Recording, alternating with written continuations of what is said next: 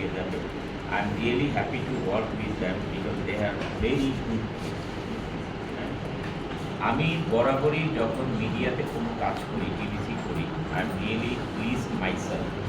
কারণ হচ্ছে এখানে যারা কাজ করেন they all are active with work, এবং সবার মধ্যে একটা ক্রিয়েটিভিটি আছে, আর they all are educated people.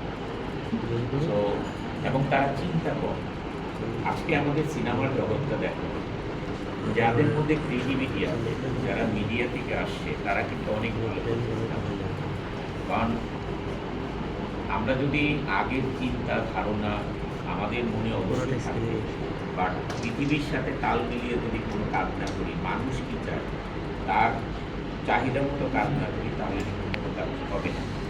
যখন আমাকে হিরো ভাই থিমগুলো বললেন, আমার কাছে খুব ভালো লেগেছে থিমটাই, যে আসলে সেবার যে বিজ্ঞাপনটা হবে, এই বিজ্ঞাপনটা নট আপনি শুধুমাত্র একটা সেবা হোল্ডিংয়ের অ্যাডভার্টাইজ করছেন, এটা আপনি আপনাকেই প্রেজেন্ট করছেন, বর্ষার কথা বর্ষাকেই প্রেজেন্ট করছেন, তার সাথে আমরা আমাদের প্রোডাক্ট নিয়ে যে কাজ করছি, প্রোডাক্টটাকে আমরা প্রেজেন্ট করছি।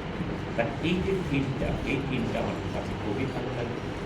এবং ওনাদের এই যে স্টোরি বোর্ডগুলো পাঠায় একবার, দুইবার, তিনবার, এই যে এগুলো নিয়ে আলোচনা করা, এবং আমার সাথে 3 টাইম বসেছে হিরো ভাই এবং কাকি।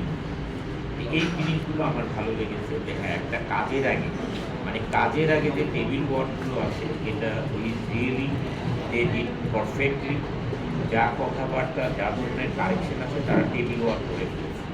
এবং শুটিংয়ে এসে অ্যাজ পার শিডিউল অনুযায়ী শুটিং হচ্ছে, এখানে কোনো ধরনের কোনো আওয়াজ নাই, কেওয়াজ নাই। আমরা শুটিং করতে গেলে দেখা যায় অনেক শেডের মধ্যে আমাদের সময় নষ্ট হয়, কারণ আমরা স্টোরি বোর্ড করি না। এবং তারা কিন্তু 3D অ্যানিমেশন করে এই টিভিসিটাই বানিয়ে ফেলেছে। হ্যাঁ, ইভেন তো they use my face, they use Barsha face, they use other artist face as well. So এই 3D করে তারপরে কিন্তু হিরো ভাই পাঠিয়েছে যে অন্ত ভাই টিভিসিটা করার পরে এই থিমে টিভিসিটা যাবে।